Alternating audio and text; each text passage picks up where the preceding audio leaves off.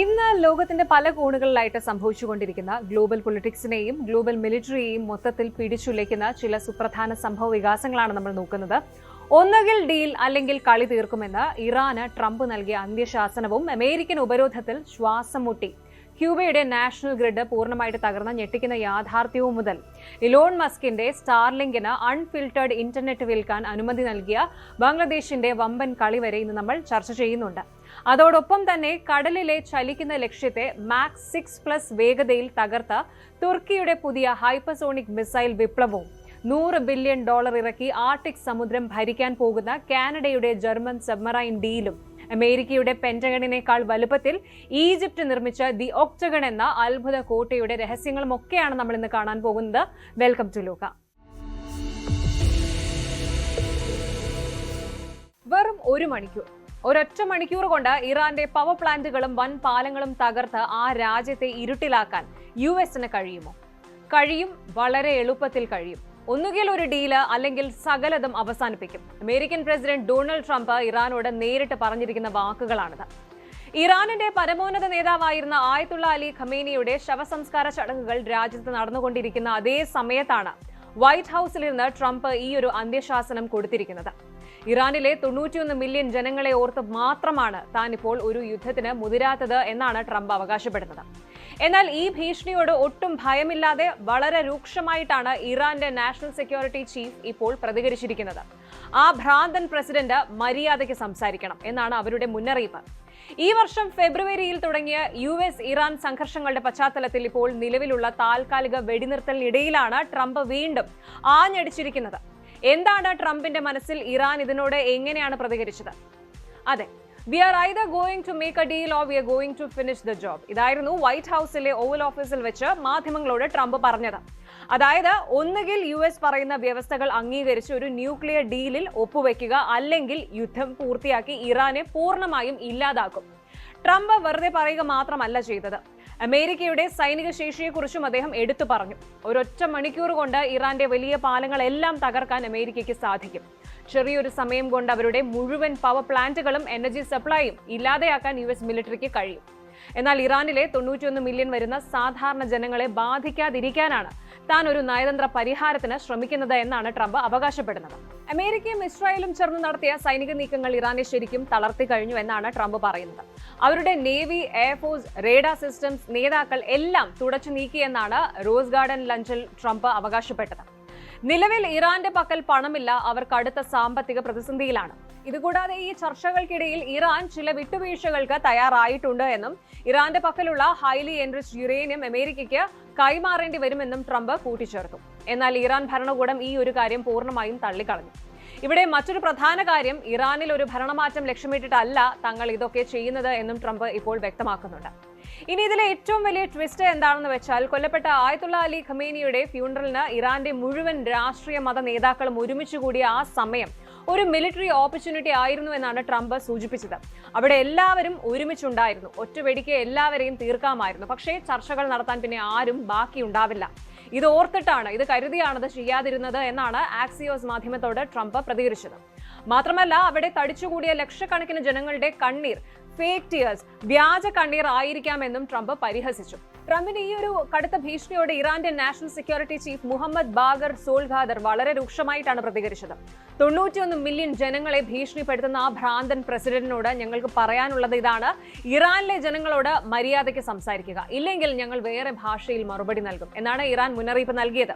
അമേരിക്കയ്ക്ക് ഒന്നിനും കൊള്ളാത്തൊരു ചരിത്രമോ സംസ്കാരമോ ഇല്ലെന്ന് അർമേനിയയിലെ ഇറാൻ എംബസിയും സോഷ്യൽ മീഡിയയിൽ പരിഹസിച്ചു. ഖമേനിയെ കൊന്നതിലൂടെ ഒരു സുഗന്ധ ദ്രവ്യ കുപ്പി പൊട്ടിച്ചതുപോലെ അദ്ദേഹത്തിന്റെ ആശയങ്ങൾ ലോകമെങ്ങും പടരുകയുള്ളൂ എന്നാണ് അവരുടെ വാദം. Iran parliament speaker Mohammad Bagher ഖാലിബാഫും ഇതിനെല്ലാം കടുത്ത പ്രതികാരം ചെയ്യുമെന്നും ഇസ്രായേലിനെയും അമേരിക്കയും പാഠം പഠിപ്പിക്കുമെന്നും ജനക്കൂട്ടത്തോട് പ്രഖ്യാപിച്ചിട്ടുണ്ട്. അപ്പോൾ കാര്യങ്ങൾ ഇപ്പോൾ വളരെ ക്രിട്ടിക്കലാണ്.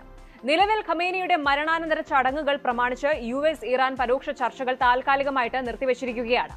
ഈ ചടങ്ങുകൾ കഴിഞ്ഞാൽ ഉടൻ ചർച്ചകൾ വീണ്ടും ആരംഭിക്കും. ഒന്നെങ്കിൽ ഒരു വലിയ സമാധാന കരാർ, അല്ലെങ്കിൽ മിഡിൽ ഈസ്റ്റിനെ മൊത്തം ചാരമാക്കുന്ന ഒരു വമ്പൻ യുദ്ധം. ഇതിൽ ഏതിലേക്കായിരിക്കും കാര്യങ്ങൾ പോവുക എന്ന് ലോകം ഉറ്റുനോക്കുകയാണ്. ഒരു രാജ്യം മുഴുവൻ, അതെ, ഏകദേശം 1 കോടി ജനങ്ങൾ ഒരൊറ്റ സെക്കൻഡ് കൊണ്ട് ഇരുട്ടിലേക്ക് വീണുപോയാൽ എങ്ങനെയിരിക്കും? മൊബൈലിൽ ചാർജ് ഇല്ല, കുടിക്കാൻ വെള്ളമില്ല, പാചകം ചെയ്യാൻ ഗ്യാസ് ഇല്ല, ആശുപത്രികളിൽ സർജറികൾ വരെ കൂട്ടത്തോടെ ക്യാൻസൽ ചെയ്യുന്നു. അയൽരാജ്യമായ ക്യൂബയിൽ ഇപ്പോൾ സംഭവിച്ചുകൊണ്ടിരിക്കുന്ന കഠിനമായ യാഥാർത്ഥ്യം ഇതാണ്. ക്യൂബയുടെ നാഷണൽ പവർ ഗ്രിഡ് പൂർണ്ണമായും കൊളാപ്സ് ആയിരിക്കുകയാണ്. രാജ്യം ചരിത്രത്തിലെ തന്നെ ഏറ്റവും വലിയ ബ്ലാക്ക് ഔട്ടിലൂടെയാണ് കടന്നു പോകുന്നത്. വെറുതെ ഒരു പവർ കട്ട് അല്ല ഇത്. ഇതിനു പിന്നിൽ അമേരിക്കൻ പ്രസിഡന്റ് ഡൊണാൾഡ് ട്രംപ് കൊടുത്ത വമ്പൻ പണികളുണ്ട്. എന്താണ് ക്യൂബയിൽ യഥാർത്ഥത്തിൽ നടക്കുന്നത്? ട്രംപിന്റെ ഓയിൽ ബ്ലോക്കേഡ് ക്യൂബയെ എങ്ങനെയാണ് തകർത്തത്? നോക്കാം. തിങ്കളാഴ്ച ഉച്ചയോടുകൂടിയാണ് ക്യൂബയിലെ നാഷണൽ ഇലക്ട്രിക് സിസ്റ്റം പൂർണ്ണമായും പ്രവർത്തനരഹിതമായത്. ഗ്രിഡ് പൂർണ്ണമായും ഡിസ്കണക്ട് ആയതോടെ 10 മില്യൺ, അതായത് 1 കോടിയോളം ജനങ്ങൾ കരീബിയൻ ചൂടിൽ കറണ്ട് ഇല്ലാതെ വലയുകയാണ്. കഴിഞ്ഞ കുറച്ചു മാസങ്ങളായിട്ട് മണിക്കൂറുകളോളം നീളുന്ന ലോഡ് ഷെഡിങ്ങും അവിടെ പതിവായിരുന്നു.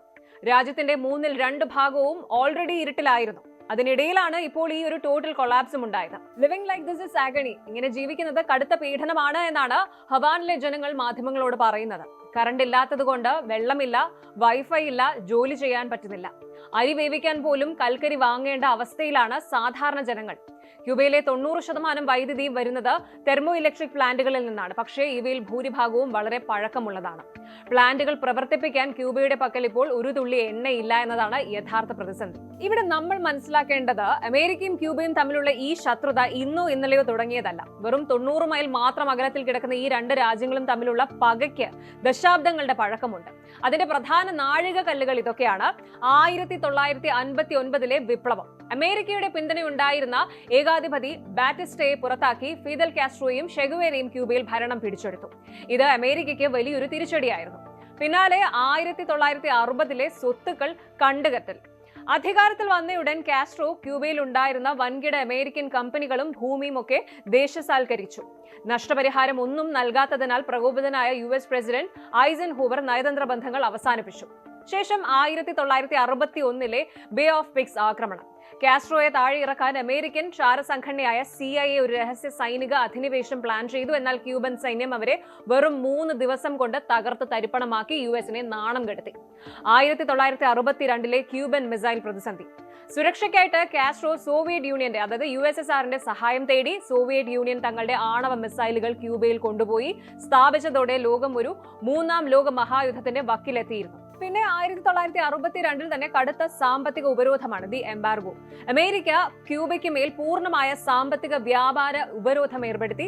ക്യൂബക്കാർ ഇതിനെ എൽ ബ്ലോക്കിയോ എന്ന് വിളിക്കുന്നു. ഇത് അവരുടെ സമ്പദ് വ്യവസ്ഥയെ പതിറ്റാണ്ടുകളായി തളർത്തിക്കൊണ്ടിരിക്കുകയാണ്. ഇനി എന്തുകൊണ്ടാണ് പെട്ടെന്ന് ഇങ്ങനെ സംഭവിച്ചത്? ഇതിന് 2 കാരണങ്ങളുണ്ട്. ഒന്ന്, അവിടുത്തെ കാലപ്പഴക്കം ചെന്ന ഇൻഫ്രാസ്ട്രക്ചർ. ക്യൂബയിലെ 90% വൈദ്യുതിയും വരുന്നത് തെർമോ ഇലക്ട്രിക് പ്ലാന്റുകളിൽ നിന്നാണ്, പറഞ്ഞില്ലേ. പക്ഷേ ഇവയിൽ ഭൂരിഭാഗവും 1960കളിലും 80കളിലും സോവിയറ്റ് യൂണിയന്റെയും ചെക്കോസ്ലോവാക്കിയയുടെയും സാങ്കേതിക വിദ്യയിൽ ഉണ്ടാക്കിയതാണ്. 1,00,000 മണിക്കൂർ മാത്രം ആയുസുള്ള പ്ലാന്റുകൾ അതിനേക്കാൾ എത്രയോ ഇരട്ടി സമയം പ്രവർത്തിച്ച് കരിഞ്ഞുപോയ അവസ്ഥയിലാണ്. രണ്ടാമത്തെയും ഏറ്റവും പ്രധാനപ്പെട്ടതുമായിട്ടുള്ള കാരണമെന്ന് പറയുന്നത് കടുത്ത ഇന്ധനക്ഷാമമാണ്. ഇവിടെയാണ് അമേരിക്കൻ പ്രസിഡന്റ് ഡൊണാൾഡ് ട്രംപ് കഥയിലെ വില്ലനാകുന്നത്. ഈ വർഷം ജനുവരിയിൽ ട്രംപ് ഭരണം ക്യൂബയ്ക്ക് മേൽ കടുത്ത സാങ്ഷൻസ് ഏർപ്പെടുത്തി. ക്യൂബയ്ക്ക് ഇന്ധനം നൽകുന്ന ഏതൊരു രാജ്യത്തിനു മേലും വമ്പൻ താരിഫുകൾ ചുമത്തുമെന്നായിരുന്നു ട്രംപിന്റെ ഭീഷണി. ഇതോടെ വെനസ്വേലയിൽ നിന്നും മെക്സിക്കോയിൽ നിന്നുമൊക്കെ ക്യൂബയിലേക്ക് വന്നിരുന്ന ഓയിൽ ഷിപ്മെന്റുകൾ പൂർണ്ണമായും നിന്നു. ക്യൂബയ്ക്ക് ആവശ്യമുള്ള ഇന്ധനത്തിന്റെ 40% മാത്രമാണ് അവർ സ്വന്തമായിട്ട് ഉൽപ്പാദിപ്പിക്കുന്നത്. ബാക്കി റഷ്യയിൽ നിന്നും മറ്റും വരണമായിരുന്നു. മാർച്ച് മാസത്തിൽ റഷ്യയിൽ നിന്ന് വന്ന ഇന്ധനം ഏപ്രിൽ കഴിഞ്ഞപ്പോഴേക്കും തീർന്നു. ചുരുക്കം പറഞ്ഞാൽ പ്ലാന്റുകൾ പ്രവർത്തിപ്പിക്കാൻ ക്യൂബയുടെ പക്കൽ ഇപ്പോൾ ഒരു തുള്ളി എണ്ണയില്ല. ക്യൂബൻ പ്രസിഡന്റ് മിഗുവൽ ഡിയാസ് കാനൽ ഇതിനെ വിശേഷിപ്പിച്ചത് അമേരിക്കയുടെ എനർജി ബ്ലോക്കേഡ് എന്നാണ്. വാസ്തവത്തിൽ ട്രംപ് എന്താണ് ലക്ഷ്യമിടുന്നത്? ക്യൂബയിലെ കമ്മ്യൂണിസ്റ്റ് സർക്കാരിനെ താഴെ ഇറക്കുക എന്നതാണ് ട്രംപിന്റെ ലക്ഷ്യമെന്നാണ് അന്താരാഷ്ട്ര മാധ്യമങ്ങൾ റിപ്പോർട്ട് ചെയ്യുന്നത്. കഴിഞ്ഞ ആഴ്ച ട്രംപ് ഒരു വിവാദ പ്രസ്താവന കൂടി നടത്തിയിരുന്നു. ക്യൂബയെ അമേരിക്ക ഫ്രണ്ട്ലി ടേക്ക് ഓവർ നടത്തുന്നതിനെ കുറിച്ച്. അതൊരു ബഹുമതിയായിരിക്കുമെന്നാണ് ട്രംപ് പരിഹസിച്ചത്. എന്നാൽ ക്യൂബൻ വിദേശകാര്യമന്ത്രി ബ്രൂണോ റോഡ്രിഗസ് ഇതിനെതിരെ കടുത്ത ഭാഷയിലാണ് പ്രതികരിച്ചത്. UN ജനറൽ അസംബ്ലിയിൽ US-ന്റെ ഈ ആക്രമണത്തിനെതിരെ ക്യൂബ ശക്തമായിട്ട് വാദിക്കാൻ പോവുകയാണ്. ഒരു വിദേശ രാജ്യം അടിച്ചേൽപ്പിക്കുന്ന ശ്വാസം മുട്ടലിന് മുന്നിൽ ഞങ്ങൾ കീഴടങ്ങില്ല. ചോരപ്പുഴ ഒഴുക്കുമെന്ന ഭീഷണിക്ക് മുന്നിൽ ക്യൂബൻ ജനത തളരില്ല എന്നാണ് അദ്ദേഹം സോഷ്യൽ മീഡിയയിൽ കുറിച്ചത്. Cuban deputy foreign minister Carlos Fernandez വ്യക്തമാക്കിയത്, അമേരിക്കയുമായി ചർച്ചയ്ക്ക് തയ്യാറാണ്, പക്ഷേ ഞങ്ങളുടെ രാഷ്ട്രീയ വ്യവസ്ഥയോ പ്രസിഡന്റ് സ്ഥാനമോ യുഎസുമായി ചർച്ച ചെയ്യാൻ വെച്ചിട്ടുള്ളതല്ല എന്നാണ്. നിലവിൽ ചൈനയുടെ സഹായത്തോടെ വലിയ സോളാർ പാർക്കുകൾ നിർമ്മിച്ച് ഈ ഒരു പ്രതിസന്ധി മറികടക്കാൻ ക്യൂബ ശ്രമിക്കുന്നുണ്ട്. കൂടാതെ അന്താരാഷ്ട്ര സോഷ്യൽ ഗ്രൂപ്പുകൾ മെഡിസിനും ഭക്ഷണവുമായിട്ട് ക്യൂബയിലേക്ക് തിരിഞ്ഞിട്ടുണ്ട്. എങ്കിലും പൂർണ്ണമായ ഒരു മാറ്റത്തിന് $10 ബില്യൺ നിക്ഷേപമെങ്കിലും ക്യൂബയ്ക്ക് വേണം. ഒരു വശത്ത് പവർ ഗ്രിഡ് തകർന്ന് ഇരുട്ടിലായ ജനങ്ങൾ, മറുവശത്ത് അമേരിക്കയുടെ കടുത്ത രാഷ്ട്രീയ സമ്മർദ്ദം. ബിസിനസ് ടെക്നോളജി ലോകത്ത് നിന്ന് ഇതാ ഒരു വമ്പൻ ബ്രേക്കിംഗ് ന്യൂസ് വരികയാണ്. ലോക കോടീശ്വരൻ ഇലോൺ മസ്കും നമ്മുടെ അയൽരാജ്യമായ ബംഗ്ലാദേശും ചേർന്ന് മിഡിൽ ഈസ്റ്റിലെയും സൗത്ത് ഏഷ്യയിലെയും ഇന്റർനെറ്റ് വിപണി മാറ്റി എഴുതാൻ പോവുകയാണ്. മസ്കിന്റെ സ്റ്റാർലിങ്കിന് ബംഗ്ലാദേശ് ഗവൺമെന്റ് ഒരു ചരിത്രപരമായിട്ടുള്ള അനുമതി നൽകിയിരിക്കുകയാണ്. ബംഗ്ലാദേശിൽ നിന്നും ഇന്ത്യ ഉൾപ്പെടെയുള്ള അയൽ രാജ്യങ്ങളിലേക്ക് അൺഫിൽട്ടേർഡ് ഇന്റർനെറ്റ് ബാൻഡ്വിഡ്ത്ത് കയറ്റുമതി ചെയ്യാനുള്ള ലൈസൻസ് ആണ് ഇപ്പോൾ സ്റ്റാർലിങ്കിന് ഔദ്യോഗികമായിട്ട് ലഭിച്ചിരിക്കുന്നത്. ഒരു സാറ്റലൈറ്റ് ഇന്റർനെറ്റ് ഓപ്പറേറ്റർക്ക് ബംഗ്ലാദേശ് ചരിത്രത്തിൽ ആദ്യമായിട്ടാണ് ഇത്തരം ഒരു അനുമതി നൽകുന്നത്. എന്താണ് ഈ അൺഫിൽട്ടേർഡ് ഇന്റർനെറ്റ്? ഇതുകൊണ്ട് മസ്കിനും ബംഗ്ലാദേശിനും എന്താണ് ലാഭം? ഇന്ത്യയെ ഇത് എങ്ങനെ ബാധിക്കും? പരിശോധിക്കാം. Bangladesh telecommunication regulatory commission BTRC ആണ് ഈ അനുമതി നൽകിയിരിക്കുന്നത്. സിമ്പിളായിട്ട് പറഞ്ഞാൽ ബംഗ്ലാദേശിന്റെ സബ്മറൈൻ കേബിളുകൾ വഴിയുള്ള ഇന്റർനെറ്റ് ട്രാഫിക് ഇനി സ്റ്റാർലിങ്കിന്റെ സാറ്റലൈറ്റ് ശൃംഖല വഴി മറ്റ് അയൽ രാജ്യങ്ങളിലേക്ക് റൂട്ട് ചെയ്യാം. ഇതിനായിട്ട് international private lead circuit IPLC connectivity ഉപയോഗിക്കാൻ സ്റ്റാർലിങ്കിന് അനുവാദം ലഭിച്ചു. ഗവൺമെന്റിന്റെ ഉടമസ്ഥതയിലുള്ള Bangladesh submarine cable company BSCCL ആയിരിക്കും ഇതിനാവശ്യമായ ബാൻഡ്വിഡ്ത്ത് പ്രധാനമായും നൽകുന്നത്. ഇനി അവിടെ തികയാതെ വന്നാൽ summit communications, fibre at home തുടങ്ങിയ പ്രൈവറ്റ് കമ്പനികളിൽ നിന്നും സ്റ്റാർലിങ്കിന് ബാൻഡ്വിഡ്ത്ത് എടുക്കാം. 2025 ഓഗസ്റ്റിലാണ് സ്റ്റാർലിങ്ക് ഇതിനായിട്ട് അപേക്ഷ നൽകിയത്. ദീർഘനാളത്തെ സെക്യൂരിറ്റി പരിശോധനകൾക്ക് ശേഷമാണ് ഇപ്പോൾ, അതായത് ജൂലൈ 2026 ഇതിന് ഫൈനൽ ക്ലിയറൻസ് ലഭിച്ചിരിക്കുന്നത്. ഇവിടെ പലർക്കും ഉണ്ടാകുന്ന ഒരു സംശയമാണ്, എന്താണ് ഈ ഒരു അൺഫിൽട്ടേർഡ് ഇന്റർനെറ്റ്, ഫിൽട്ടർ ചെയ്യാത്ത ഇന്റർനെറ്റ് എന്ന്. സാധാരണയായിട്ട് ഒരു രാജ്യത്തെ ഇന്റർനെറ്റ് ഉപഭോക്താക്കൾക്ക് നെറ്റ് നൽകുമ്പോൾ ഗവൺമെന്റ് പലതരത്തിലുള്ള ഫയർവാൾസും ഡീപ് പാക്കറ്റ് ഇൻസ്പെക്ഷനും ഒക്കെ വെക്കാറുണ്ട്. അത് ചില വെബ്സൈറ്റുകളും ആപ്പുകളും ബ്ലോക്ക് ചെയ്യാൻ വേണ്ടിയാണ്. എന്നാൽ ഈ അൺഫിൽട്ടേർഡ് ബാൻഡ്വിഡ്ത്ത് വഴി പോകുന്ന ഡേറ്റയിൽ ബംഗ്ലാദേശ് ഗവൺമെന്റിന്റെ യാതൊരുവിധ സെൻസർഷിപ്പോ ഫിൽട്ടറിങ്ങോ ഉണ്ടാവില്ല. എന്നാൽ ഇവിടെ ഒരു വലിയ നിബന്ധനയുണ്ട്. ഈ ഫിൽട്ടർ ചെയ്യാത്ത ഇന്റർനെറ്റ് ബംഗ്ലാദേശിനകത്തുള്ള ഒരു കസ്റ്റമർക്കും ഉപയോഗിക്കാൻ പറ്റില്ല. ഇത് പൂർണ്ണമായും വിദേശത്തുള്ള, അതായത് ഇന്ത്യ, നേപ്പാൾ, ഭൂട്ടാൻ തുടങ്ങിയ അയൽ രാജ്യങ്ങളിലെ സ്റ്റാർലിങ്ക് ഉപയോക്താക്കൾക്ക് വേണ്ടി മാത്രമുള്ളതാണ്. ബംഗ്ലാദേശിലെ ആഭ്യന്തര ഇന്റർനെറ്റ് ട്രാഫിക്കും ഈ അന്താരാഷ്ട്ര ട്രാഫിക്കും തമ്മിൽ പൂർണ്ണമായും വേർതിരിച്ചു നിർത്തണം എന്ന് BTRC കർശനമായിട്ട് പറഞ്ഞിട്ടുണ്ട്. ഈ ഒരു നീക്കത്തിലൂടെ ബംഗ്ലാദേശ് ലക്ഷ്യമിടുന്നത് വലിയൊരു സാമ്പത്തിക ലാഭമാണ്. ഒന്നാമതായിട്ട് സ്റ്റാർലിങ്ക് ബാൻഡ്വിഡ്ത്ത് കയറ്റുമതി ചെയ്യുമ്പോൾ ബംഗ്ലാദേശ് ഗവൺമെന്റിന് വലിയൊരു തുക ഫിക്സ്ഡ് കമ്മീഷനായിട്ട് ലഭിക്കും. ഇത് രാജ്യത്തേക്ക് വൻതോതിൽ ഫോറിൻ കറൻസി എത്തിക്കാൻ സഹായിക്കും. രണ്ടാമതായിട്ട് സൗത്ത് ഏഷ്യയിലെ ഒരു വലിയ ഡിജിറ്റൽ കണക്ടിവിറ്റി ഹബ്ബായി മാറാൻ ബംഗ്ലാദേശിന് ഇതിലൂടെ സാധിക്കും. ടെക് വിദഗ്ധർ പറയുന്നതനുസരിച്ച് നേപ്പാൾ, ഭൂട്ടാൻ തുടങ്ങിയ ലാൻഡ് ലോക്ഡ്, അതായത് കടലില്ലാത്ത രാജ്യങ്ങൾക്ക് വിശ്വസനീയമായ ഇന്റർനെറ്റ് സേവനം നൽകാൻ ഈ സാറ്റലൈറ്റ് റൂട്ടിംഗ് വഴി സ്റ്റാർലിങ്കിന് വളരെ എളുപ്പത്തിൽ സാധിക്കും എന്നാണ്. നിലവിലെ കണക്കുകൾ പ്രകാരം ബംഗ്ലാദേശിൽ സ്റ്റാർലിങ്കിന് ഏകദേശം 4000-ഓളം സബ്സ്ക്രൈബേഴ്സ് ആണുള്ളത്. എന്നാൽ പുതിയ ഡീൽ വരുന്നതോടെ ബിസിനസ് ഏഷ്യൻ തലത്തിലേക്ക് വളരുകയാണ്. ഒരു വശത്ത് ഇന്റർനെറ്റ് കയറ്റുമതിയിലൂടെ ബംഗ്ലാദേശ് കോടികൾ കൊയ്യുമ്പോൾ മറുവശത്ത് ഇലോൺ മസ്കിന്റെ സ്റ്റാർലിങ്ക് ഏഷ്യൻ ആകാശത്ത് തങ്ങളുടെ സാമ്രാജ്യം ഉറപ്പിക്കുകയാണ്. ആഗോള സൈനിക രംഗത്ത് നിന്ന് ലോകരാജ്യങ്ങളെ ഒന്നടങ്കം ഞെട്ടിച്ച ഒരു വമ്പൻ വാർത്തയാണ് ഇപ്പോൾ വരുന്നത്. സങ്കല്പിക്കാൻ പറ്റുമോ? മണിക്കൂറിൽ 1000 കിലോമീറ്റർ വേഗതയിൽ, അതായത് ശബ്ദത്തേക്കാൾ 6 മടങ്ങിലധികം വേഗതയിൽ, ഹൈപ്പർസോണിക് സ്പീഡിൽ ബഹിരാകാശത്തിന്റെ അതിർത്തിയോളം ഉയർന്ന് താഴേക്ക് പതിക്കുന്ന ഒരു കൂറ്റൻ ബാലിസ്റ്റിക് മിസൈൽ. ആ മിസൈൽ വന്ന് ഇടിക്കുന്നത് എവിടെയാണെന്നോ? കടലിൽ വളരെ വേഗത്തിൽ നീങ്ങിക്കൊണ്ടിരിക്കുന്ന വെറും 7 മീറ്റർ മാത്രം നീളമുള്ള ഒരു മോട്ടോർ ബോട്ടിൽ കൃത്യമായി അതിന്റെ മധ്യഭാഗത്ത് തന്നെ തുളച്ചു കയറി ആ ബോട്ടിനെ ചാരമാക്കുന്നു. കേൾക്കുമ്പോൾ അസാധ്യമെന്ന് തോന്നാം, പക്ഷേ തുർക്കി ഇത് യാഥാർത്ഥ്യമാക്കിയിരിക്കുകയാണ്. തുർക്കിയുടെ പ്രതിരോധ ഭീമന്മാരായ റോക്കറ്റ് സാൻ വികസിപ്പിച്ചെടുത്ത ടൈഫൺ ബ്ലോക്ക് 3 എന്ന മിസൈൽ ബ്ലാക്ക് സീൽ നടത്തിയ തത്സമയ പരീക്ഷണം വിജയകരമായി പൂർത്തിയാക്കിയിരിക്കുന്നു. ലോകത്ത് ചൈനയും ഇറാനും പോലെയുള്ള വിരലിൽ എണ്ണാവുന്ന രാജ്യങ്ങൾക്ക് മാത്രം അവകാശപ്പെടാനുള്ള anti ship ballistic missile ASBM സാങ്കേതിക വിദ്യയാണ് ഇപ്പോൾ തുർക്കി സ്വന്തമാക്കിയിരിക്കുന്നത്. എന്താണ് തുർക്കിയുടെ ഈ മിസൈൽ വിപ്ലവം? ഡിഫൻസ് ലോകത്തെ ഈ ഒരു വമ്പൻ ബ്രേക്ക് ത്രൂ നമുക്കൊന്ന് പരിശോധിക്കാം. തുർക്കിയുടെ വടക്കൻ തീരമായ റൈസിന് അടുത്ത് വെച്ചാണ് ഈ ചരിത്രപരമായ മിസൈൽ പരീക്ഷണം നടന്നത്. ഒരു ബാലിസ്റ്റിക് മിസൈൽ ആദ്യമായാണ് തുർക്കി ഒരു ടെർമിനൽ സീക്കർ ഹെഡ് ഘടിപ്പിക്കുന്നത്. സാധാരണയായിട്ട് ബാലിസ്റ്റിക് മിസൈലുകൾ നിലത്തുറപ്പിച്ചു നിർത്തിയ വൻ കെട്ടിടങ്ങളെയോ അല്ലെങ്കിൽ ബങ്കറുകളെയോ തകർക്കാനാണ് ഉപയോഗിക്കാറുള്ളത്. കാരണം അവയ്ക്ക് ചലിക്കുന്ന ലക്ഷ്യങ്ങളെ പിന്തുടരാൻ കഴിയില്ല.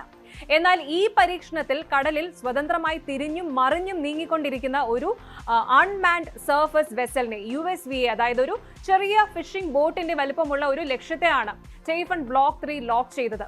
അന്തരീക്ഷത്തിന്റെ ഉയർന്ന തലത്തിൽ വെച്ച് മാക് 6+, അതായത് ഹൈപ്പർസോണിക് വേഗത കൈവരിച്ച മിസൈൽ അവസാന ഘട്ടത്തിൽ, അതായത് അതിന്റെ ടെർമിനൽ ഫേസിൽ അത്യാധുനിക ഗൈഡൻസ് സിസ്റ്റം ഉപയോഗിച്ച് ലക്ഷ്യം തിരിച്ചറിയുകയും സർജിക്കൽ പ്രിസിഷൻ, അതായത് ഒരു സർജന്റെ കൃത്യതയോടെ ആ ബോട്ടിനെ നേരിട്ട് പ്രഹരിച്ച് പൂർണ്ണമായും തകർക്കുകയും ചെയ്തു. ഡിഫൻസ് എക്സ്പേർട്സ് പറയുന്നതനുസരിച്ച് ഇതൊരു ഭയങ്കരമായിട്ടുള്ള എഞ്ചിനീയറിംഗ് നേട്ടമാണ്. എന്തുകൊണ്ടാണ് എന്ന് വെച്ചാൽ, ഒരു ഹൈപ്പർസോണിക് മിസൈൽ ഭൂമിയിലേക്ക് കുതിച്ചുയരുമ്പോൾ അതിന്റെ വേഗത കാരണം വായുവുമായിട്ടുള്ള ആ ഒരു ഘർഷണം മൂലം മിസൈലിന് ചുറ്റും കടുത്ത ചൂടും പ്ലാസ്മ ഷീൽഡും രൂപപ്പെടും. ഇത് മിസൈലിന്റെ ഉള്ളിലെ റേഡാറുകളെയോ അല്ലെങ്കിൽ ഒപ്റ്റിക്കൽ സെൻസറുകളെയോ പുറം ലോകം കാണുന്നതിൽ നിന്ന് തടയും. ഈ തടസ്സങ്ങളെല്ലാം മറികടന്ന് ലക്ഷ്യസ്ഥാനത്തിന് വെറും 15 കിലോമീറ്റർ അകലെ വെച്ച് വെറും 14 സെക്കൻഡിനുള്ളിൽ ആ ഒരു കൊച്ചു ബോട്ടിന്റെ ചലനങ്ങൾ കണക്കുകൂട്ടി മിസൈൽ ഗതി മാറി ഇടിച്ചു എന്നത് റോക്കറ്റ്സാന്റെ ഒരു സാങ്കേതിക മികവിനെയാണ് കാണിക്കുന്നത്. ഇതിന്റെ സർക്കുലർ എറർ പ്രോബബിൾ, അതായത് ലക്ഷ്യം തെറ്റാനുള്ള സാധ്യത 0 ആണ്, 0 എന്നാണ് റിപ്പോർട്ടുകൾ വ്യക്തമാക്കുന്നത്. ഈ ഒറ്റ പരീക്ഷണത്തോടെ തുർക്കി ലോകത്തെ ഏറ്റവും എലീറ്റ് ആയിട്ടുള്ള ആന്റി ഷിപ്പ് ബാലിസ്റ്റിക് മിസൈൽ ക്ലബിലേക്ക് നടന്ന് കയറിയിരിക്കുകയാണ്. നിലവിൽ ഈ സാങ്കേതിക വിദ്യ കൈവശമുള്ളത് ചുരുക്കം ചില രാജ്യങ്ങൾക്ക് മാത്രമാണ്. ഒന്ന് ചൈന. ഈ രംഗത്തെ രാജാക്കന്മാരാണ് ചൈന. അവരുടെ DF-21D, DF-26B എന്നീ മിസൈലുകൾ അമേരിക്കൻ വിമാനവാഹിനി കപ്പലുകളെ വരെ തകർക്കാൻ പോകുന്ന കാരിയർ കില്ലേഴ്സ് എന്നാണ് അറിയപ്പെടുന്നത്. അടുത്തത് ഇറാനും പാകിസ്ഥാനുമാണ്. തങ്ങളുടെ പക്കൽ ഇത്തരം ശേഷിയുണ്ട് എന്ന് അവർ അവകാശപ്പെടുന്നുണ്ടെങ്കിലും ചലിക്കുന്ന ചെറിയ ലക്ഷ്യങ്ങൾക്കെതിരെ തത്സമയ പരീക്ഷണം നടത്തി തുർക്കിയെ പോലെ പരസ്യമായിട്ട് തെളിയിച്ചിട്ടുള്ളവർ ലോകത്ത് കുറവാണ്. ഇനി അമേരിക്ക പോലും തങ്ങളുടെ PRSM ഇൻക്രിമെന്റ് 2 മിസൈലുകളുടെ ഈ ഒരു സാങ്കേതിക വിദ്യ പരീക്ഷണ ഘട്ടത്തിൽ എത്തിക്കുന്നതേയുള്ളൂ. അവിടെയാണ് തുർക്കി തങ്ങളുടെ ലൈവ് വാർഹെഡ് വെച്ചുള്ള പരീക്ഷണം വൻ വിജയമാക്കി മാറ്റിയിരിക്കുന്നത്. തുർക്കിയുടെ ഡിഫൻസ് ഇൻഡസ്ട്രീസ് പ്രസിഡന്റ് ഹാലൂഗ് ഗോർഗുൻ പറഞ്ഞത്, ഈ വിജയം രാജ്യത്തിന്റെ പ്രതിരോധ സുരക്ഷയും ശത്രുക്കൾക്കെതിരെയുള്ള പ്രതിരോധ ശേഷിയും വൻതോതിൽ വർദ്ധിപ്പിക്കുമെന്നാണ്. തുർക്കിയുടെ മുൻ പതിപ്പുകളായ ടൈഫൂൺ ബ്ലോക്ക് 1, ബ്ലോക്ക് 2 എന്നിവയ്ക്ക് 500 മുതൽ 800 കിലോമീറ്റർ വരെ റേഞ്ച് ഉണ്ടായിരുന്നു. ഇപ്പോൾ വികസിപ്പിച്ച ഈ ബ്ലോക്ക് 3 പതിപ്പ് തുർക്കിയുടെ തീരദേശ സുരക്ഷാ സിസ്റ്റമായ ബാബറോസിന്റെ ഭാഗമാകും. അതായത് ബ്ലാക്ക് സീയിലോ മെഡിറ്ററേനിയൻ കടലിലോ തുർക്കിയെ ആക്രമിക്കാൻ വരുന്ന ഏതൊരു യുദ്ധക്കപ്പലിനെയും അല്ലെങ്കിൽ ശത്രുക്കളുടെ ഫ്രിഗറ്റുകളെയും നിമിഷ നേരം കൊണ്ട് കടലിന്റെ അടിത്തട്ടിലേക്ക് അയക്കാൻ ഇനി തുർക്കിക്ക് ഒരു വിരലമർത്തൽ മാത്രം മതി. സ്വന്തമായ 5ാം തലമുറ യുദ്ധവിമാനമായ കാൻ നിർമ്മിക്കുന്ന തുർക്കി ഇപ്പോൾ ഇതാ മിസൈൽ ടെക്നോളജിയിലും ആഗോള വൻ ശക്തികളെ വെല്ലുവിളിക്കുകയാണ്. നേറ്റോ സഖ്യത്തിലെ ഒരു രാജ്യം തന്നെ ഇതുപോലെയുള്ള അത്യന്തം മാരകമായ ആന്റി ഷിപ്പ് ബാലിസ്റ്റിക് മിസൈലുകൾ ASBMs നിർമ്മിച്ചു തുടങ്ങിയത് ആഗോള യുദ്ധതന്ത്രങ്ങളെ മുഴുവൻ മാറ്റിമറിക്കാൻ പോവുകയാണ്. കാരണം ഇനി ഒരു വൻശക്തിയുടെ വിമാനവാഹിനി കപ്പലുകൾക്കോ യുദ്ധക്കപ്പലുകൾക്കോ മെഡിറ്ററേനിയൻ കടലിലോ ബ്ലാക്ക് സീയിലോ അത്ര എളുപ്പത്തിൽ ആധിപത്യം സ്ഥാപിക്കാൻ കഴിയില്ല.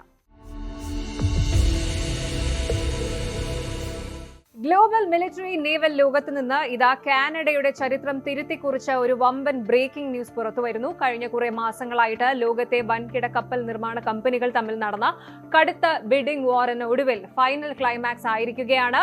കാനഡയുടെ ചരിത്രത്തിലെ ഏറ്റവും വലിയ ഡിഫൻസ് പർച്ചേസിന് ഇപ്പോൾ ഒഫീഷ്യലായിട്ട് വഴി തുറന്നിരിക്കുന്നു.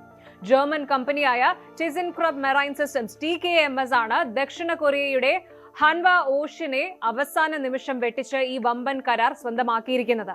കാനഡയുടെ പുതിയ പ്രൈം മിനിസ്റ്റർ മാർക്ക് കാർണിയാണ് ഹാലിഫാക്സിലെ മിലിറ്ററി ബേസിൽ വെച്ച് ഈ ഒരു ചരിത്ര പ്രഖ്യാപനം നടത്തിയത്. ഏകദേശം 12 അത്യാധുനിക സബ്മറൈൻസ് ആണ് കാനഡ വാങ്ങാൻ പോകുന്നത്. ലോങ് ടേം മെയിന്റനൻസ് അടക്കം കൂട്ടിയാൽ $100 ബില്യൺ കനേഡിയൻ ഡോളറിലധികം, ഏകദേശം $73 ബില്യൺ US മൂല്യം വരുന്ന ഈ വമ്പൻ അണ്ടർ വാട്ടർ ഡീലിന്റെ പിന്നിലെ രഹസ്യങ്ങൾ എന്തൊക്കെയാണ് നോക്കാം. റോയൽ കനേഡിയൻ നേവിയുടെ പഴയതും പലവിധ സാങ്കേതിക തകരാറുകൾ നേരിടുന്നതുമായ 4 വിക്ടോറിയ ക്ലാസ് സബ്മറൈൻസ് മാറ്റാൻ വേണ്ടിയാണ് Canadian petrol submarine project CPSP ആരംഭിച്ചത്. നിലവിൽ ആ 4 കപ്പലുകളിൽ ഒരെണ്ണം മാത്രമാണ് കാനഡയ്ക്ക് പൂർണ്ണമായിട്ട് പ്രവർത്തിപ്പിക്കാൻ കഴിയുന്നത്. ഇതിനായിട്ട് ഫൈനൽ റൗണ്ടിൽ ഏറ്റുമുട്ടിയത് 2 വമ്പന്മാരായിരുന്നു. ജർമ്മനിയുടെ TKMS-ഉം ദക്ഷിണ കൊറിയയുടെ ഹൻവ ഓഷ്യനും. കൊറിയക്കാർ അവരുടെ പക്കലുള്ള ലോകോത്തര KS-3 സബ്മറൈൻ പ്ലാറ്റ്ഫോമാണ് ഓഫർ ചെയ്തത്. സാങ്കേതിക വിദ്യ കൈമാറ്റം അടക്കം വലിയ വാഗ്ദാനങ്ങൾ കൊറിയൻ ഭാഗത്തു നിന്ന് ഉണ്ടായി. പ്രധാനമന്ത്രി മാർക്ക് കാർണി തന്നെ ഇതൊരു കടുത്ത മത്സരമായിരുന്നു എന്ന് സമ്മതിച്ചു. എന്നാൽ ഒടുവിൽ കാനഡ തിരിഞ്ഞത് യൂറോപ്പ് സഖ്യത്തിലേക്കാണ്. നേറ്റോ പങ്കാളികളായ ജർമ്മനിയും നോർവേയും സംയുക്തമായിട്ട് വികസിപ്പിക്കുന്ന ടൈപ്പ് 212 CD എന്ന അത്യാധുനിക സ്റ്റെൽത്ത് സബ്മറൈൻ പ്ലാറ്റ്ഫോമാണ് കാനഡ തിരഞ്ഞെടുത്തത്.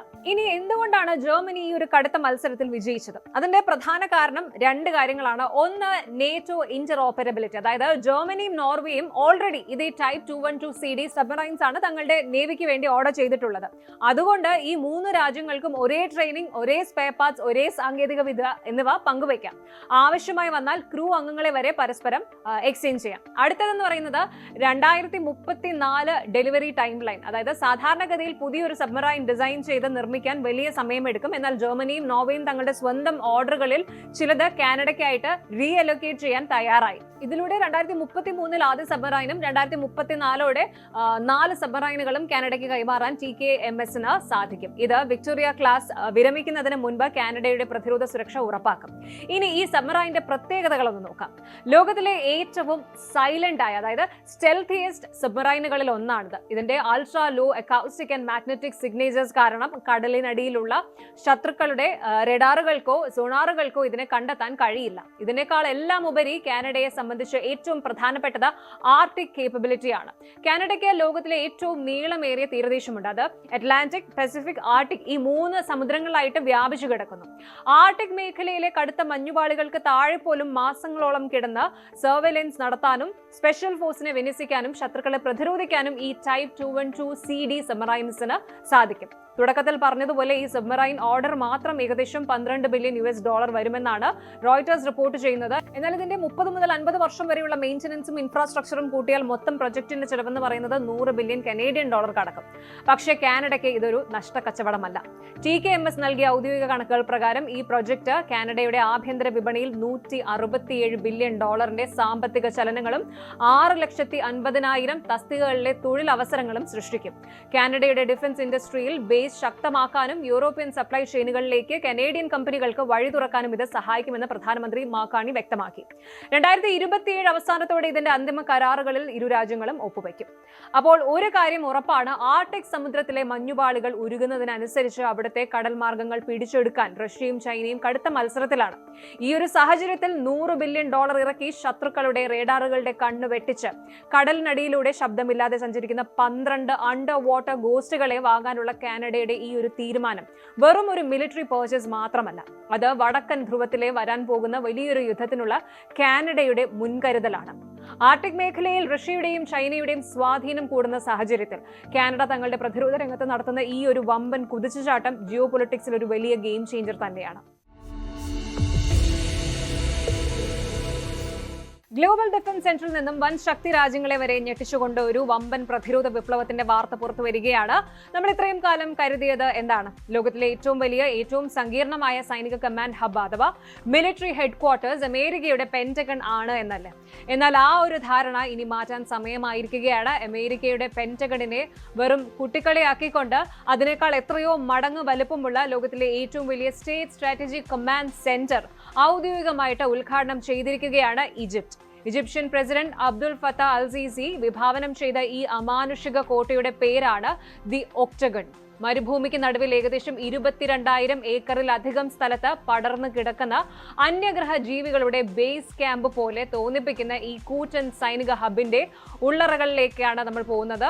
എന്തുകൊണ്ടാണ് ഇതിന് ഒക്ടഗൺ എന്ന് പേരിട്ടത് നമുക്കൊന്ന് നോക്കാം. ഈജിപ്തിന്റെ ക്യാപിറ്റലായ കെയ്റോയിൽ നിന്നും ഏകദേശം 50 കിലോമീറ്റർ കിഴക്ക് മാറി മരുഭൂമിയിൽ നിർമ്മിച്ചുകൊണ്ടിരിക്കുന്ന ന്യൂ അഡ്മിനിസ്ട്രേറ്റീവ് ക്യാപിറ്റലിന്റെ ഏറ്റവും പ്രധാനപ്പെട്ട ഭാഗമാണിത്. സിമ്പിളായിട്ട് പറഞ്ഞാൽ ഈജിപ്തിന്റെ കരസേന, നാവികസേന, വ്യോമസേന, എയർ ഡിഫൻസ് തുടങ്ങി എല്ലാ സൈനിക വിഭാഗങ്ങളെയും ഒരൊറ്റ കമാൻഡിന് കീഴിൽ കൊണ്ടുവരാൻ വേണ്ടിയാണ് ഈ ഭീമൻ പ്രോജക്റ്റ് നിർമ്മിച്ചിരിക്കുന്നത്. പെന്റഗണിന് 5 വശങ്ങളുള്ള ഒരൊറ്റ കെട്ടിടമാണെങ്കിൽ ഒക്ടഗണിൽ 8 വശങ്ങളുള്ള 8 കൂറ്റൻ കെട്ടിടങ്ങളുടെ ഒരു ശൃംഖല തന്നെയുണ്ട്. ഈ 8 കെട്ടിടങ്ങളും പരസ്പരം അത്യാധുനിക കമ്മ്യൂണിക്കേഷൻ ലൈനുകൾ വഴി ബന്ധിപ്പിച്ചിരിക്കുന്നു. ഈ 8 പ്രധാന കെട്ടിടങ്ങൾക്ക് പുറമെ പ്രതിരോധ മന്ത്രാലയത്തിനും മറ്റ് അടിയന്തര ആവശ്യങ്ങൾക്കുമായിട്ട് 2 കേന്ദ്ര കെട്ടിടങ്ങൾ കൂടിയുണ്ട്. അതായത് ആകെ 10 വമ്പൻ ഒക്ടഗൺ സമുച്ചയങ്ങൾ. എന്തുകൊണ്ടാണ് ഈജിപ്ത് ഇതിന് 8 വശങ്ങളുള്ള ഒക്ടഗൺ ആകൃതി തിരഞ്ഞെടുത്തത്? ഇതിന് പിന്നിൽ പ്രധാനമായും 2 കാരണങ്ങളുണ്ട്. ഒന്നാമത്തേത് പുരാതന ഈജിപ്ഷ്യൻ ചരിത്രമാണ്. പുരാതന ഈജിപ്ഷ്യൻ സംസ്കാരത്തിൽ 8 എന്ന നമ്പറിനും അഷ്ടകോണ രൂപങ്ങൾക്കും വലിയ പ്രാധാന്യമുണ്ട്. പ്രപഞ്ചത്തിന്റെ ബാലൻസിനെയും ക്രിയേഷനെയുമാണ് ഇത് സൂചിപ്പിക്കുന്നത്. തങ്ങളുടെ പഴയ സംസ്കാരത്തെ പുതിയ കാലത്തെ സൈനിക വീര്യവുമായിട്ട് ബന്ധിപ്പിക്കാനാണ് അവർ ഈ ഒരു ഡിസൈൻ തിരഞ്ഞെടുത്തത്. ഇനി രണ്ടാമത്തേത് സൈനിക തന്ത്രം, സ്ട്രാറ്റജിക് ഡിഫൻസ്. ഒരു ഒക്ടഗൺ ആകൃതിയിലുള്ള കെട്ടിടത്തിന് എല്ലാ വശങ്ങളിൽ നിന്നും വരുന്ന ഭീഷണികളെയും ആക്രമണങ്ങളെയും ഒരുപോലെ പ്രതിരോധിക്കാൻ 360 ഡിഗ്രി ഡിഫൻസ് വിസിബിലിറ്റിക്ക് ഇതിന് സ്കോപ്പ് ഉണ്ട്. ബോംബ് ആക്രമണങ്ങളെയും മിസൈലുകളെയും പ്രതിരോധിക്കാൻ ഏറ്റവും അനുയോജ്യമായ ആർക്കിടെക്ചറാണിത്. ഇനി ഇതിന്റെ വലുപ്പത്തിന്റെ കണക്കുകൾ കേട്ടാൽ ശരിക്കും ഞെട്ടും. അമേരിക്കയുടെ പെന്റഗണിന്റെ ആകെ വിസ്തീർണം എന്ന് പറയുന്നത് വെറും 34 ഏക്കറോളമാണ്. എന്നാൽ ഈജിപ്തിന്റെ ഒക്ടഗൺ വ്യാപിച്ചു കിടക്കുന്നത് 22,000 ഏക്കറിലധികമാണ്. അതായത് ഒരു ചെറിയ നഗരത്തിന്റെ അത്രയും വലുപ്പമുണ്ട് എന്ന് പറയാം. ഇതിന്റെ ഉള്ളിൽ എന്തൊക്കെയാണ് ഒരുക്കിയിരിക്കുന്നത് എന്ന് പറഞ്ഞാൽ എയർ ഡിഫൻസ് ഉണ്ട്, ആർമി, നേവി എന്നിവർക്കായിട്ട് പ്രത്യേകം ആസ്ഥാനങ്ങളുണ്ട്. കനത്ത അണുബോംബ് ആക്രമണങ്ങളെ പോലും പ്രതിരോധിക്കാൻ ശേഷിയുള്ള ഭൂഗർഭ ബങ്കറുകൾ, അണ്ടർഗ്രൗണ്ട് ബങ്കേഴ്സ്, ഡേറ്റ സുരക്ഷയ്ക്കായിട്ട് ലോകത്തിലെ ഏറ്റവും ശക്തമായ കടുത്ത സൈബർ സെക്യൂരിറ്റി ഫയർ വാളുകൾ ഉള്ള കൺട്രോൾ റൂംസ് ഉണ്ട്. ഓഫീസുകൾക്ക് പുറമെ സൈനികർക്കായിട്ട് അത്യാധുനിക റെസിഡൻഷ്യൽ കോംപ്ലക്സുകളുണ്ട്, സ്പോർട്സ് സിറ്റികൾ, അതുപോലെ വമ്പൻ ഹെലിപാഡുകൾ, മെഡിക്കൽ സിറ്റീസ്, കൂടാതെ വിശാലമായ പള്ളികൾ വരെ ഇതിനുള്ളിൽ നിർമ്മിച്ചിട്ടുണ്ട്. ഭൂമിശാസ്ത്രപരമായിട്ട് നോക്കുകയാണെങ്കിൽ മിഡിൽ ഈസ്റ്റിലും വടക്കൻ ആഫ്രിക്കയിലും അതുപോലെ MENA റീജിയൻ, MENA റീജിയൻ തങ്ങളുടെ സൈനിക മേധാവിത്വം ഉറപ്പിക്കാനാണ് ഈജിപ്ത് ഈ ഒരു വമ്പൻ പ്രോജക്റ്റിലൂടെ ലക്ഷ്യമിടുന്നത്. സ്യൂയസ് കനാൽ പോലുള്ള ലോകത്തിലെ ഏറ്റവും പ്രധാനപ്പെട്ട കപ്പൽപാതകളുടെ സുരക്ഷ നിയന്ത്രിക്കുന്നത് ഈജിപ്താണ്. വരാൻ പോകുന്ന ഒരു 3ാം ലോക മഹായുദ്ധത്തെയോ അല്ലെങ്കിൽ മിഡിൽ ഈസ്റ്റിലെ പ്രാദേശിക യുദ്ധങ്ങളെയോ ഒരൊറ്റ കേന്ദ്രത്തിലിരുന്ന് നിയന്ത്രിക്കാൻ പാകത്തിലാണ് ഈ കമാൻഡ് സെന്റർ ഡിസൈൻ ചെയ്തിരിക്കുന്നത്. എന്നാൽ ഈ വമ്പൻ പ്രൊജക്ടിനെതിരെ ചില വിമർശനങ്ങളും ഉയരുന്നുണ്ട്. ഈജിപ്ത് കടുത്ത സാമ്പത്തിക പ്രതിസന്ധിയിലൂടെ കടന്നു പോകുമ്പോൾ ഇത്തരം ആഡംബര സൈനിക പ്രൊജക്ടുകൾക്ക് കോടിക്കണക്കിന് ഡോളർ ധൂർത്തടിക്കുന്നത് എന്തിനാണ് എന്ന് ചില അന്താരാഷ്ട്ര സാമ്പത്തിക വിദഗ്ധർ ചോദിക്കുന്നുണ്ട്. എങ്കിലും രാജ്യത്തിന്റെ പരമാധികാരത്തിനും സുരക്ഷയ്ക്കും ഇത്തരം നിക്ഷേപങ്ങൾ അത്യാവശ്യമാണ് എന്നാണ് പ്രസിഡന്റ് അൽ സീസിയുടെ നിലപാട്. ഒന്ന് ചിന്തിച്ചു നോക്കൂ. കടുത്ത സാമ്പത്തിക പ്രതിസന്ധികൾക്കിടയിലും 22,000 ഏക്കറിലധികം പെന്റഗണിനെ പോലും നിഷ്പ്രഭമാക്കുന്ന ഒരു പ്രതിരോധ ആസ്ഥാനം ഈജിപ്ത് പണിതുയർത്തുമ്പോൾ അത് വെറും ഒരു കെട്ടിട സമുച്ചയമല്ല. വരും ദശാബ്ദങ്ങളിൽ മിഡിൽ ഈസ്റ്റിലും വടക്കൻ ആഫ്രിക്കയിലും വരാൻ പോകുന്ന വലിയ സൈനിക നീക്കങ്ങളെയും ഭൗമരാഷ്ട്രീയ തന്ത്രങ്ങളെയും ഒരൊറ്റ കേന്ദ്രത്തിലിരുന്ന് നിയന്ത്രിക്കാനുള്ള ഈജിപ്തിന്റെ പവർ പ്ലേ തന്നെയാണ്.